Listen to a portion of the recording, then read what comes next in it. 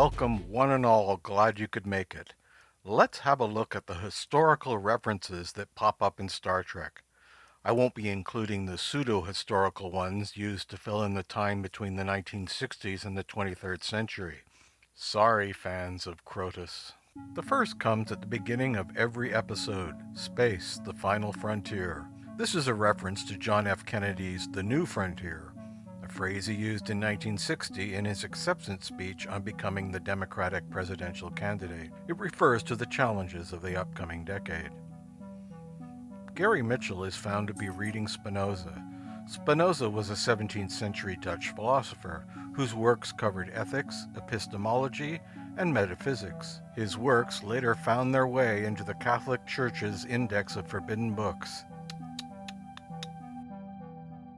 Professor Crater makes reference to the salt creatures once being as numerous as the American buffalo.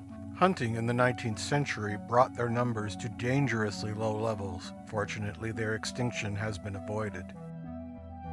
Riley sings an intensely annoying rendition of the song, "I'll Take You Home Again, Kathleen." The song dates from 1875, written by one Thomas P. Westendorf. Although widely believed to be an Irish ballad, it is in fact American in origin. Recordings of it by both Bing Crosby and Elvis Presley exist. The phrase "the enemy within" did not originate with this episode. It generally means people attempting to destroy a society from within. It appears as early as 1794, though, in A Course of Family Prayer by Augustus Toplady, as "the enemy within, our vile flesh and deceitful hearts, so apt to betray us into sin." The title comes from an early 19th century nursery rhyme, "What Are Little Boys Made Of?" attributed to English poet Robert Southey. He's also the originator of the Goldilocks story, with his The Story of the Three Bears. This title is a line from Shakespeare's Macbeth, where Macbeth imagines seeing a dagger before committing his first of many murders. Dr. Adams' assistant, Lethe, seems to be named for the river of forgetfulness in Hades from Greek mythology. Hinted at in the last part, Star Trek's love of Shakespeare really begins with this episode. The title is a line from Hamlet, although it begins with a scene from Macbeth. The plot does vaguely follow Hamlet, with a child enacting revenge for the father, and the climax is centered around a scene from that play. Scouting a planet for shore leave, McCoy spots a white rabbit and a little girl. This is, of course, from the book Alice in Wonderland, written by Lewis Carroll in 1865. Later sightings include what in close-up is a World War II Japanese fighter plane, but from afar seems to be something else. Also spotted is a samurai, a member of the warrior class that fought for the Japanese nobility for many centuries. A mysterious greeting is seen on the bridge. The word tally-ho seems to date to 18th century England, a cry used in fox hunting. This episode was made before they decided to set Star Trek in the 2200s. Trelane is under the impression Earth is in the Napoleonic era, which Kirk says is 900 years off.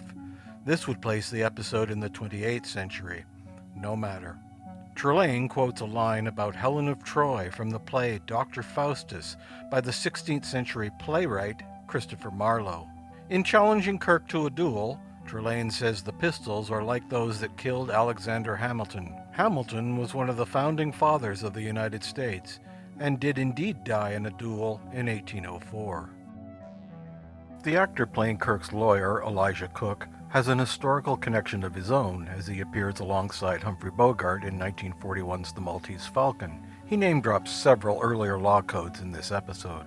Moses and the Bible, which probably needs no explanation. The Code of Hammurabi, which dates from about 1754 BC, issued by that Babylonian king. The Code of Justinian, a series of laws and legal interpretations issued by the Byzantine Emperor Justinian I in the 6th century AD. Magna Carta, first issued in 1215, was an agreement between the English King John and his barons defining the powers of the king. And the Constitution of the United States, created in 1787, is one of the cornerstones of the American governmental system and is still debated today. Several historical references dot this episode. Khan's ship, the Botany Bay, is named for the spot Captain Cook first landed in Australia in 1770. The planned establishment of a penal colony there in 1788 didn't actually happen, as the site was deemed unsuitable and was moved to another location. Lieutenant MacGyver's paintings include ones of Flavius, which seems to be just a generic Roman gladiator, Richard the Lionheart, English king and crusader who reigned from 1189 to 1199, now famous for his Robin Hood connection, Leif Erikson, Viking and first known European to reach the North American continent in about the year 1000 AD, Napoleon, French emperor from 1804 to 1814, and Caesar.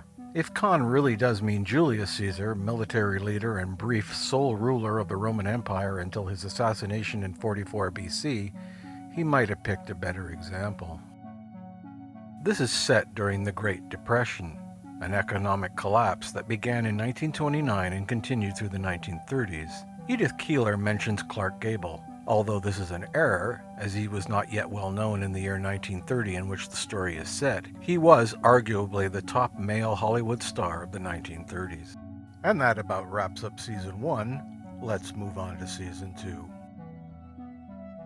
It's Greek mythorama as the Enterprise encounters the god Apollo, son of Zeus, brother of Artemis. He was the god of the sun and music, among other attributes. He compares Spock to Pan, accurate only on the most superficial level. Other names dropped by Apollo include Agamemnon, Hector, and Ulysses. All feature in Homer's Iliad. Agamemnon led the force sent to Troy to regain his wife Helen, taken by the Trojan prince Paris. Paris's brother Hector led the Trojan army, and Ulysses, king of Ithaca, came up with the idea of the Trojan horse.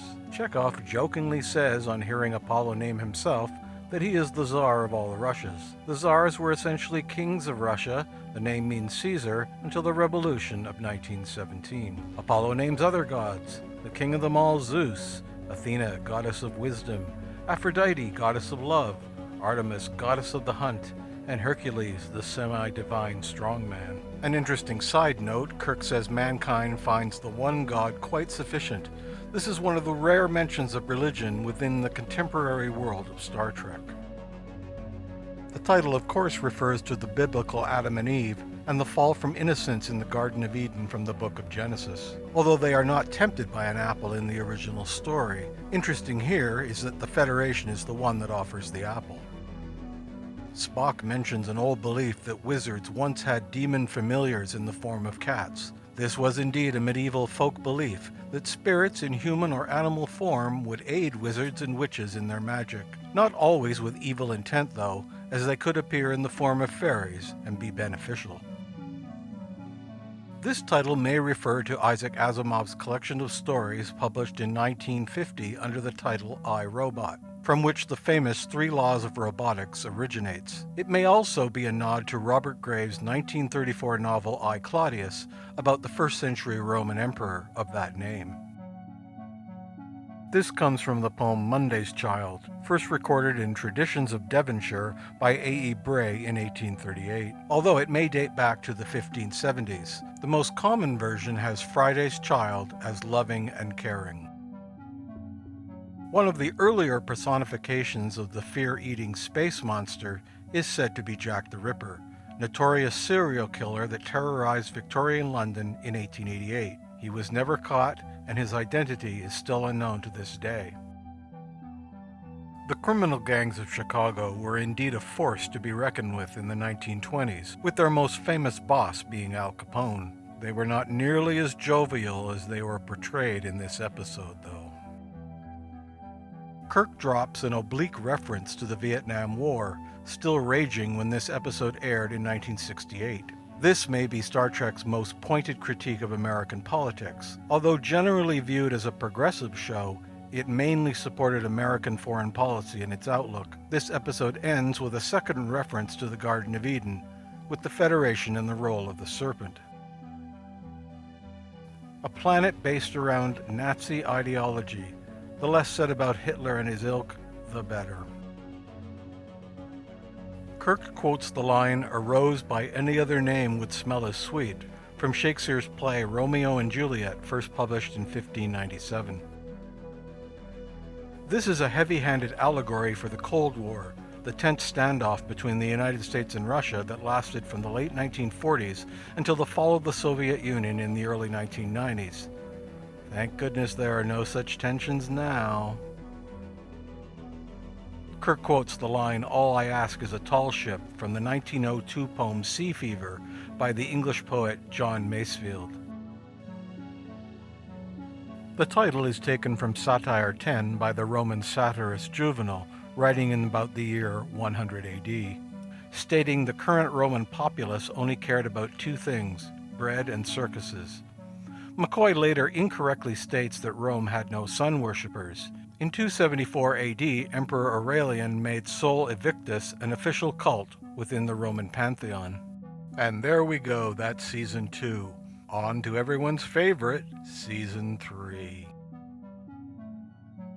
The Pueblo Incident. In January 1968, the American Navy ship USS Pueblo was captured by North Korea, who accused it of spying.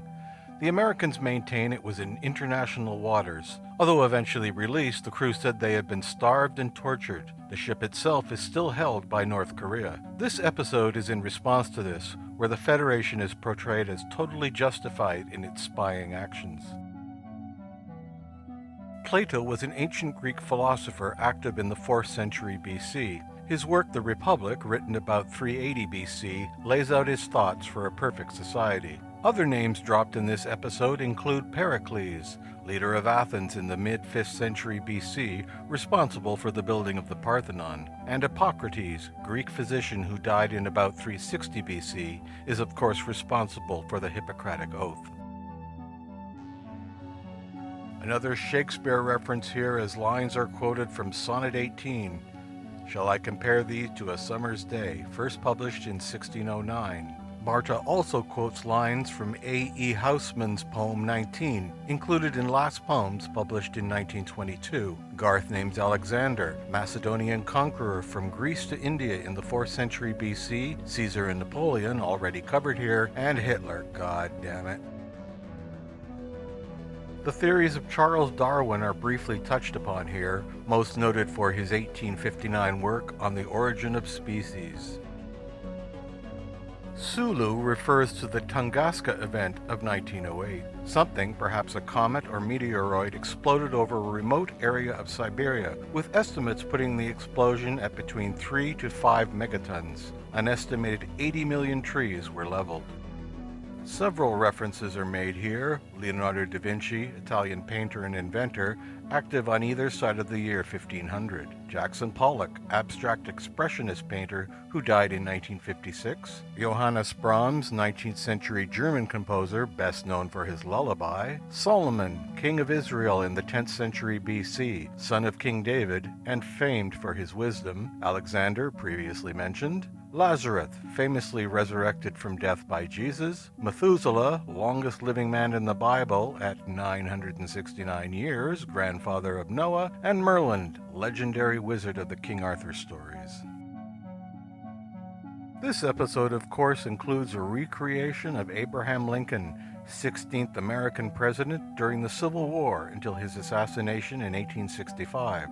Also making an appearance is Genghis Khan, born in about the year 1162, founder of the Mongol Empire, which by the 13th century had reached as far as Europe. Well, that about wraps up this little parade through the centuries. I'm sure I've missed some references, but in the meantime, please like, comment, and subscribe.